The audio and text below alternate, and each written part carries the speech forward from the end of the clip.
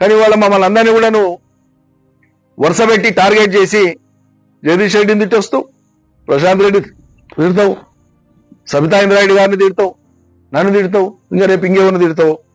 హరీష్ సరే సరే, మరి నీకు హరీష్ కు మీ కుటుంబంలో ఏం పంచాయతీ ఉందా? తెలంగాణ ప్రజల పంచాయతీ ఎట్లయితుందమ్మా? నాకు అర్థం కాదు. ఏమంటే మీరు కుటుంబంలో చూసుకోండి, మీ కుటుంబంలో ఏదైనా ఉందో లేదో నాకు తెలియదు. ఉంటే గింటే దాన్ని తెలంగాణ ప్రజల పంచాయతీగా ఎట్లా మీరు చిత్రీకరిస్తారు? నాకు అర్థం కాదు. దాన్ని తెచ్చి మొత్తం ప్రజలంతా దాని చుట్టే పోవాలనా? ఆమె ఇంకో మాట మాట్లాడింది, హరీష్ రావు గారు నన్ను కాపాడుతున్నాడట రేవంత్ రెడ్డి. ఇంతకంటే జోక్ ఏమైనా ఉంటుందా? ఈ 2 ఏళ్ల కాలంలో విధానపరమైనటువంటి అంశాల మీద రేవంత్ రెడ్డి గారి ప్రభుత్వం మీద, రేవంత్ రెడ్డి గారి మీద ఆయన ఉన్మాదపు భాష వాడిన ప్రతి సందర్భంలో కేసీఆర్ మీద మాట్లాడినప్పుడు ఫస్ట్ రియాక్ట్ అయింది నేనే.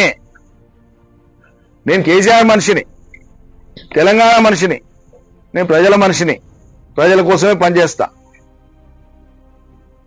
హరీషు, కేటీఆర్ నాకు వయసులో చాలా చిన్నవాళ్లు, అనుభవంలో కూడా చిన్నవాళ్లు.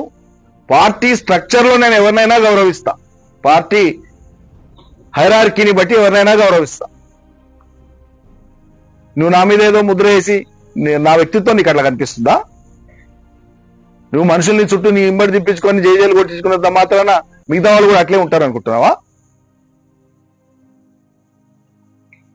నాకు ఆ సైకో ఫ్యాన్సీ లేదు, నాకు ఆ బలహీనతలు కూడా లేవు.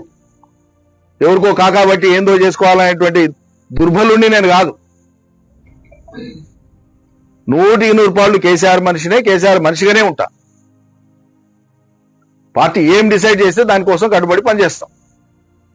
ఎస్, ఈయన వర్కింగ్ ప్రెసిడెంట్, ఎస్, ఈయన మంత్రి, ఎస్, ఈయన మంత్రి, ఎస్, ఈయన కార్యకర్త, ఎస్. కేసీఆర్ ఏం చెప్తే అది. కేసీఆర్ చిత్తు అంటే చిత్తు, బొత్తు అంటే బొత్తు. అదొక విధానంగా పెట్టుకున్నాను నేను. చాలాసార్లు కూడా ప్రకటించిన ఈ విషయం బహిరంగంగా. తెలంగాణ అంశంలో కానీ, తెలంగాణ చరిత్ర విషయంలో కానీ, తెలంగాణ ప్రజల విషయంలో కానీ ఆయనకు ఉండేటువంటి లోతైన గంభీరమైనటువంటి ఆలోచనతో పాటు వ్యూహము మా అందరికంటే 100 రెట్లు ఎక్కువ ఉన్నది. ఖచ్చితంగా ఆయన ఆలోచన శిరసావహిస్తామని చెప్పినాం. అది దాని ప్రాతిపదిక. మరి ఇటువంటి సందర్భంలో ఈ జిల్లాకు పర్యటనకు వచ్చినటువంటి